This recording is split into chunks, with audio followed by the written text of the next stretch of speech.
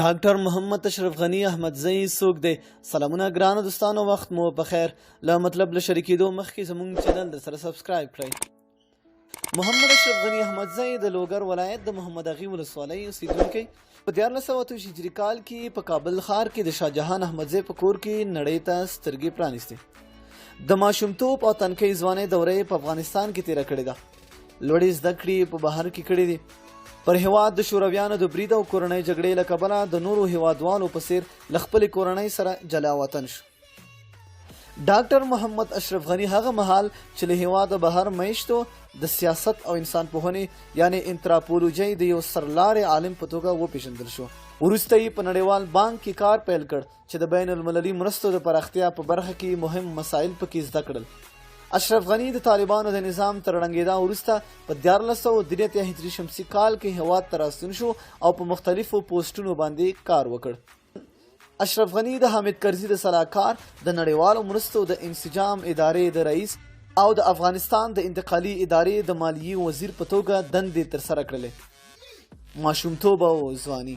ډاکټر اشرف غنی په 1428 هجري شمسي کال په یوه دیندارې او مخورې کورنۍ کې وزیږېد. د خپل ماشومتوب لومړنۍ دوره یې په لوګر ولایت کې تیره کړه. د کابل له حبیبیه لیسې څخه فارغ شوی دی. پلار یې په شاهي دوره کې په بېلابېلو لوړو دولتي پوسټونو دنده ترسره کړې ده. کورنۍ ژوند. د اشرف غنی احمدزی کشر ورور محمد حشمت غنی احمدزی نومیږي چې د همدې 1493 کال د ولسمشریزو ټاکنو د لومړۍ پړاو ټاکنو لپاره د خپل ورور سیالۍ ته ولاړ و، خو د کاندیدانو لپاره د ټاکنو د کمیسیون له لوري د وضع شویو شرایطو په پوره کولو کې پاته راغی. ګنګوسې دي چې ښاغلی اشرف غنی او ورور حشمت غنی په خپل منځ کې ژور فکري او نور اختلافات لري چې عام دا اختلافات یې دې حد ته رسېدلی چې په دې وروستیو کې په یو رسمي غونډه کې ورته اشرف غنی احمدزی د یو متعصب او خودخواه خطاب وکړ.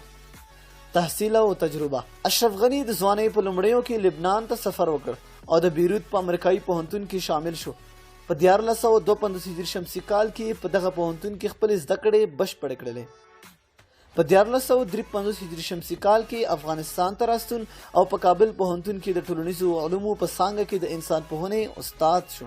په 1456 هجري شمسي کال کې د سکالرشپ د اخیستلو لپاره د تحصیلاتو په دوام امریکا ته لاړ او په کولمبیا پوهنتون کې شامل شو.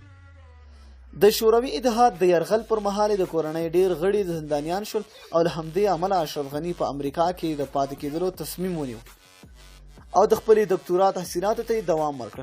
اشرف غنی د خپلې دکتورا رساله یعنی تیزیس د افغانستان د معاصر تاریخ په باب له 1106 هجري شمسي نه تر 1280 هجري شمسي پورې ولیکله. اشرف غنی د دکتورا تر اخیستلو وروسته 1462 نه تر 1400 پورې په کالیفورنیا او جانز هاپکینز پوهنتونونو کې د استادۍ دنده ترسره کړه.